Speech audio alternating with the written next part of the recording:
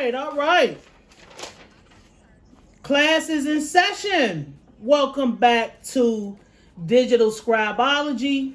My name is Nayim. I am your professor, your instructor, your coach. This semester, we are covering the 48 laws of songwriting.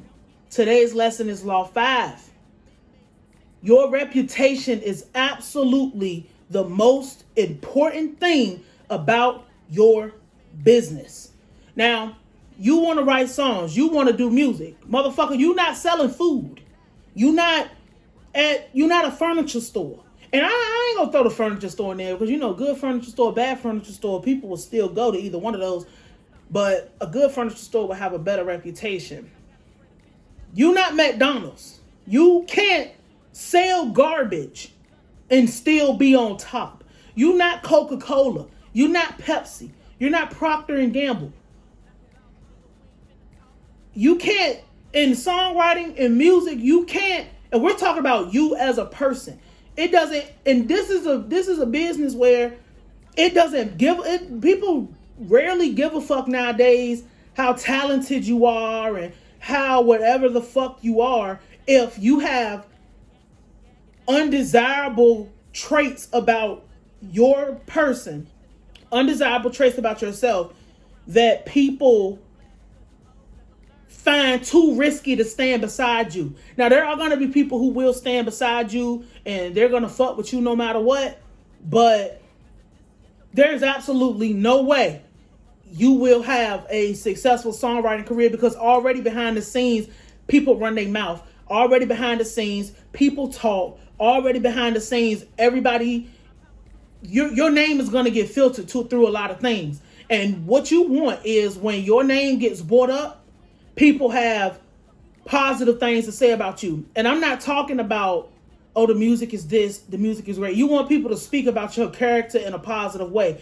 You want people to say, she's a good person to work with. He's a good person to work with. Or even if they do have something negative to say, like, yeah, she tough on you, but damn, she doing such a good job. Like, it's worth it. Or it's hard work over there. It's like joining the military, like boot camp is hard, but you're going to come out of this with a completely different mind and a completely different person. You know what I'm saying? Like that, if they had something negative to say about you, you would want it to be a positive negative and not like what happens a lot of times where motherfuckers say, I had to fuck him to get a beat. They're going to sexually assault me or some shit like that. He won't give me a record if I don't sleep with him. He didn't do nothing for me. She won't do nothing for me if we don't go out on a date. You don't want to be affiliated with no shit like that. And I don't give a fuck how many people went through the shit before you went through it and before you got to the door. You don't want your name affiliated and attached to nothing that has anything to do with any of those kind of crimes or any of those type of things because it makes people look at you sideways and it all does eventually come back to bite you. Your reputation is all you have. Protect your name. Keep your name clean. It's kind of like with rappers. If you call a motherfucker a snitch, it's kind of like whatever. If you do, you gotta, you not who you say you are, charge on you. You know what I'm saying? Like, you do not want your name affiliated, especially in songwriting, because songwriters talk. Everybody talk to each other. Everybody, most people talk to each other. Everybody, whatever, especially at whatever level you at, because whatever level you at, you're more than likely in songwriting and in whatever music you do, you're more likely, if you're not in the forefront, you're more likely to talk to everybody or majority of the power players that's leveled out with you, opposed to you being a C-level writer running up and being with A-list writers.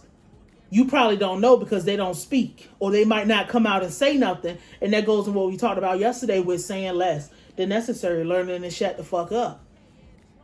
Like, you don't want your name tarnished. You don't want your reputation ruined. You don't want anything that could, because you are going to be your business is when it comes to this songwriting shit, when it comes to this music shit. You don't want your name, and that goes for with other people's reputations. You don't want to attach yourself to motherfuckers who... You don't want to attach yourself to motherfuckers who have shitty reputations too. Like it's not going to work in your favor, because all people can see from a distance is two shitty people. Because they recognize super shitty when they see you shit junior. You know? Your reputation is so important. You don't want to be known as a motherfucker who scam. You don't want to be known as a motherfucker who steals. You don't want to be known as a person who don't pay folks. You don't want to be known as a person who you take people's records and give them to other people. You don't want to be known as the person who, I just didn't like your attitude, so I'm gonna give you the record, but I'm gonna take, and you end up, being an Indian giver is what they call it. You don't want to be one of those people who has a reputation for shitty business practices or something. You don't even have to go that deep. You don't want to be known as the person who's late. You don't want to be known as the person who can't meet the deadline. You don't want to be known as the person who's just rejects every single thing that comes their way, because that creates this thing within this business where people automatically will associate that with being unreliable. Why the fuck would I come and talk to you or bring you an opportunity and you're unreliable? I know not to talk to her because I know she never gives me a record back on time. I know not to give them this song because they have a bad habit of not thoroughly going through the process of properly mixing and mastering their song. I know not to do anything for this group over here because they never send out split sheets or publishing, shit like that. That shit tarnishes your reputation. You want to just make sure at every single chance you get. I would recommend writing a checklist. I would recommend typing one up on your computer, printing one out.